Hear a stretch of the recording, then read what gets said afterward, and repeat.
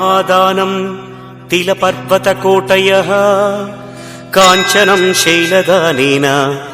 एकबिल्वं शिवार्पणम् काशीक्षेत्रनिवासं च कालभैरवदर्शनम् प्रयागे माधवं दृष्ट्वा एकबिल्वं शिवार्पणम्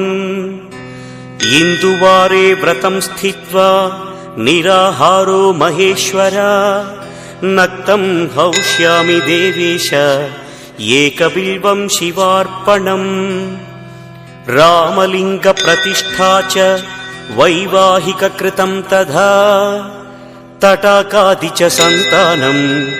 एकबिल्वं शिवार्पणम् अखण्डबिल्वपत्रं च आयुतं शिवपूजनम् कृतं नाम सहस्रेण एकबिल्वं शिवार्पणम्।